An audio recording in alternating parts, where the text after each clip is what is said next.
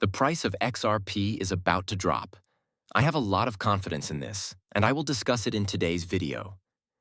We're going to dive right into this video much more quickly than usual, but please realize that nothing I say is financial advice. Now, what makes me believe that you will eventually run out of XRP? Recently, some enormous bills were passed, and they are quite astounding. XRP holders are going to go crazy because we're talking about integrations that we have never seen before on such a massive scale.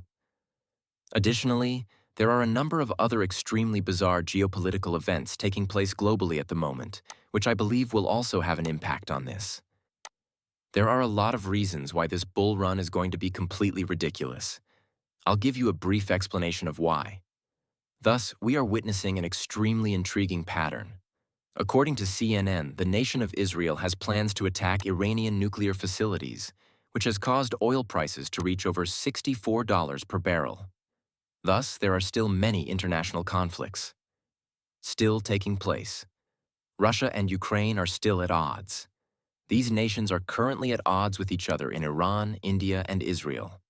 However, it is clear that this is a significant escalation. Crude oil now rises to 88% on this news since it is evident that oil is a very valuable resource in uncertain and war-torn times.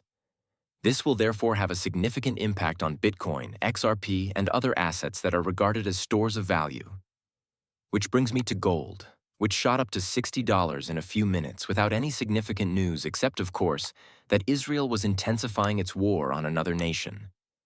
Once more, gold is a fantastic hedge against all of these many problems, including inflation, war, and simply geopolitical unpredictability. When it comes to self-defense in these times, gold is essentially the gold standard. So, isn't it a safe haven? Gold is just that, and more people are beginning to realize that Bitcoin is a safe haven as well. Additionally, XRP is a safe refuge. It makes sense, doesn't it? You will seek out alternate systems, be it Bitcoin, gold, or anything else, if you don't trust your government. This is a lovely thing, and there are many other possibilities available. It is widely available and can be referred to as XRP Bitcoin. Due to the lack of significant entrance hurdles, it is far more accessible than gold has ever been and will ever be. It is not necessary for you to enter the stock market. No licensing of any kind is required. If you need to ship a physical product across the globe, you don't have to be able to purchase it in bulk. All of it may be yours digitally, and that's what makes cryptocurrencies so lovely. Therefore, I do believe that some asset types will perform exceptionally well in these uncertain times. However, I have many more reasons to think that XRP overall, the Bitcoin cryptocurrency, is going to do very well here. As you can see, we recently saw Bitcoin rise as high as $180,000 on some exchanges. But in other places, I only went up to $107,985. Of course, the price varies slightly depending on where you trade. However, Bitcoin is growing concurrently with the rise of gold and oil, which conveys a crucial message. At the moment, people are hedging their bets. They are searching for these riskier assets, and it appears that Bitcoin is beginning to strongly correlate with these kinds of assets. Which, having said that, is quite fascinating to observe. The reason for my optimism is unrelated to the ongoing geopolitical confrontation or anything else of that nature.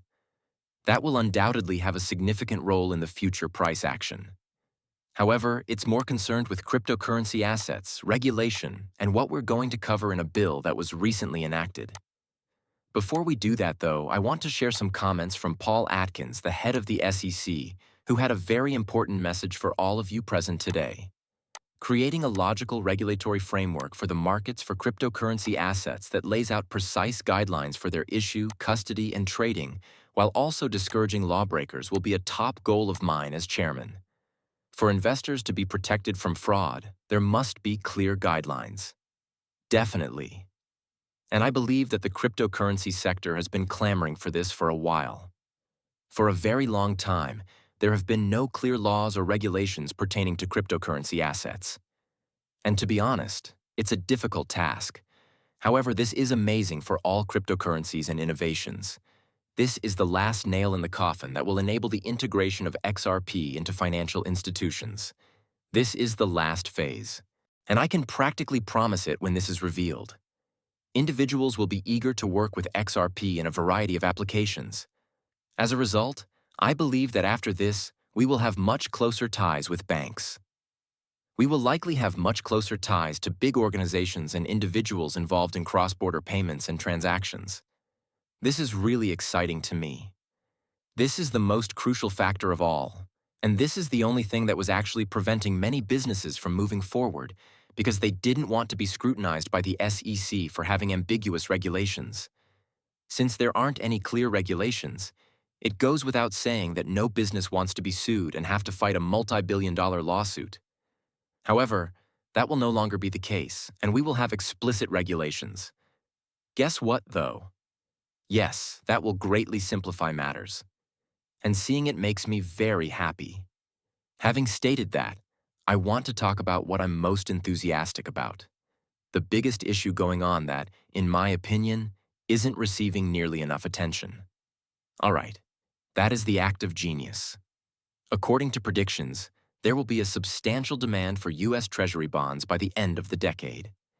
In case you are unaware, Senator Hagerty has sponsored the Genius Act, which aims to modernize the U.S. payment system, encourage innovation, and guarantee U.S. currency dominance and digital trade.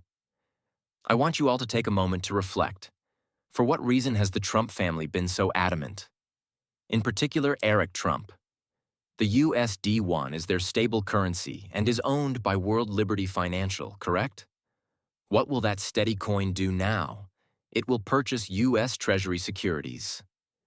What did Donald Trump's son, Eric Trump, say? He has stated that we would be using these stable currencies to buy a lot of U.S. Treasury securities, which will propel the U.S. forward.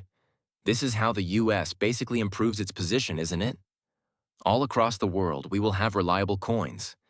U.S. Treasuries are being bought by RL, USD, USD1, USDT, USDC to support them. And the United States will be able to advance because of that. Thus, in essence, cryptocurrencies and the U.S. government are working together. Indeed, RLUSD will play a significant role in this going forward. I therefore wish to play this clip quickly. After that, we'll discuss what this probably implies for all of the many cryptocurrencies we adore, with a focus on XRP. This new technology is revolutionary. Here in America, innovation is taking place. Pushing it offshore is not something I want to see. I would like to witness it taking place here. The implications of this for consumer protection are astounding. The market is currently uncontrolled. In order for these instruments to be used for digital trading worldwide, we will make sure that everyone is aware that stablecoins are backed by the United States and that those dollars are backed by cash and short-term U.S. Treasuries, the best quality securities. This will guarantee the dominance of the U.S. dollar. Instead of experiencing the potential retreat and fall, it will strengthen our status as the world's reserve currency. The second thing it will do is increase demand for U.S. Treasury securities. According to predictions, stablecoin issuers in the United States are expected to hold the largest share of U.S. Treasuries globally by the end of this decade. Consider that. A stablecoin issuer that is benevolent is far preferable to the CCP or other independent countries, in my opinion. Therefore, I believe this measure has many positive aspects. Moving forward, I am grateful for the bipartisan support we have received.